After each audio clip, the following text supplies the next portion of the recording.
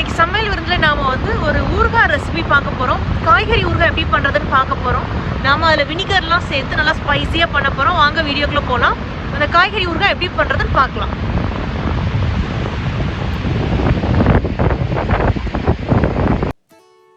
இந்த காய்கறி ஊறுகாய்க்கு நான் இங்கே வந்து பீன்ஸ் எடுத்திருக்கேன், கேரட் எடுத்திருக்கேன், அவரைக்காய் எடுத்திருக்கேன், அதுக்கப்புறம் சீனி அவரைக்காய் எடுத்திருக்கேன். இந்த 4 வெஜிடபிள்ஸ் தான் நம்ம சேர்க்க போகிறோம். இதில் நீங்கள் வந்து முருங்கைக்காய் சேர்க்குறதா இருந்தாலும் சேர்த்துக்கலாம். பட் இந்த 4 வெஜிடபிளும் ரொம்பவே முக்கியம். இதை முதல்ல நல்லா கழுவிட்டு இந்த மாதிரி குட்டி குட்டியாக கட் பண்ணிக்கிறீங்க. எல்லாம் ஒரே அளவு சைஸாக இருந்தால் நல்லாயிருக்கும். அப்போ தான் நம்ம வந்து அந்த ஜாரில் போடும்போது அது சாப்பிடும் போதுமே நல்லா ஈவனாக இருக்கும் நமக்கு. ஸோ இந்த மாதிரி குட்டி குட்டியாக கட் பண்ணதுக்கப்புறம் நாம் வந்து இந்த வெஜிடபிள் நம்மளை அவிச்சு எடுத்துக்கிற போகிறோம். ஸோ இட்லி குக்கரில் முதல்ல தண்ணி நல்லா கொதிக்க விட்டுருங்க. இந்த இட்லி தட்டில் நான் கொஞ்சம் துணி போட்டிருக்கேன். துணி போட்டுட்டு இந்த வெஜிடபிள்ஸ் எல்லாத்தையும் இதில் ஸ்ப்ரெட் பண்ணி வச்சுருக்கேன். இதை வந்து நம்ம இட்லி தட்டில் போட்டு இப்போ நம்ம வந்து ஆவியில் வேக வச்சு எடுக்க போகிறோம்.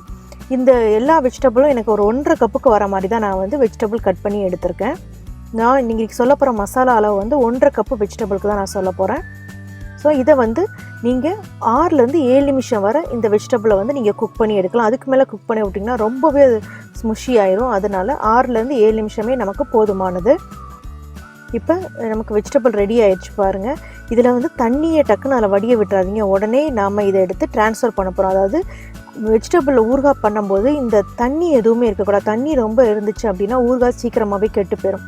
அதனால் ஃபஸ்ட் நம்ம என்ன பண்ணணும்னா இதை வந்து இந்த மாதிரி ஒரு ட்ரேயில் பேப்பர் டவலோ இல்லை நீங்கள் வந்து துணி எதுனாலும் போட்டு அதில் ட்ரான்ஸ்ஃபர் பண்ணிடுங்க. பண்ணிவிட்டு அதில் இருக்க ஈரப்பதத்தை எல்லாத்தையும் முதல்ல நாம் எடுத்து விட்டுறணும். முதல்ல இது கூலாக ஆகணும். அதுக்கப்புறம் அந்த ஈரப்பதம் எதுவுமே இதில் இருக்கக்கூடாது. ஸோ இந்த மாதிரி ஸ்ப்ரெட் பண்ணி விட்டு கொஞ்சம் உலர விட்டுட்டிங்க அப்படின்னா அந்த ஈரப்பதமும் போயிடும், நமக்கு நல்லாவே ஆறிடும். இப்போ பாருங்கள் ஈரப்பதம் இல்லை, இது நல்லாவே ஆறிடுச்சு எனக்கு. இப்போ நம்ம வந்து மசாலா ரெடி பண்ண ஆரம்பிச்சிடலாம். இதுக்கு நான் வந்து காஞ்ச மிளகா, ஜீரகம், சோம்பு, பட்டை, கிராம்பு, அப்புறம் இஞ்சி பூண்டு சேர்க்க போகிறேன். மிக்சி ஜாரில் நான் வந்து 10லேருந்து 12 காஞ்ச மிளகா உங்கள் காரத்துக்கு தகுந்தாப்பில் சேர்த்துக்கோங்க. 1 இன்ச்சு பட்டை, 2 கிராம்பு, 1 டீஸ்பூனுக்கு ஜீரகம், 1/4 டீஸ்பூனுக்கு சோம்பு சேர்த்துட்டு வினிகர் 2 டேபிள் ஸ்பூன் சேர்த்து முதல்ல லைட்டாக ஒரு ஓட்டி எடுத்துக்கிறோங்க. இந்த மாதிரி எடுத்ததுக்கப்புறம் நான் 1 இன்ச்சு அளவுக்குள்ள இஞ்சியும் 1 வெள்ளைப்பூடும் சேர்த்துட்டு இப்போ 3 டேபிள் ஸ்பூனுக்கு வினிகர் சேர்த்துக்கிறேன். முதல்ல 2 டேபிள் ஸ்பூன், இப்போ 3, மொத்தம் 5 டேபிள் ஸ்பூனுக்கு நான் வினிகர் சேர்த்துருக்கேன்.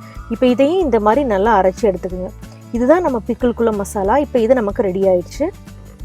இப்போ அவிச்சு ஆற வச்சுருந்து தண்ணியெல்லாம் எடுத்துகிட்டு வச்சுருக்கேன். இந்த காய்கறியில் நம்ம எடுத்து வச்சுருக்க மசாலாவை சேர்க்குறதுக்கு முன்னாடி நான் இங்கே சின்ன வெங்காயம், இது ஆப்ஷனல் தான், ஆனால் சேர்த்தா அவ்வளோ டேஸ்ட்டாக இருக்கும். அது வந்து வினிகரில் ஊறி சாப்பிடும்போது ரொம்ப நல்லாயிருக்கும்.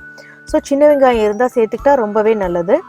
இதில் நம்ம அரைச்சி வச்சுருக்க மசாலாவை சேர்த்துட்டு இதில் நல்லா மிக்ஸ் பண்ணி விடுங்க.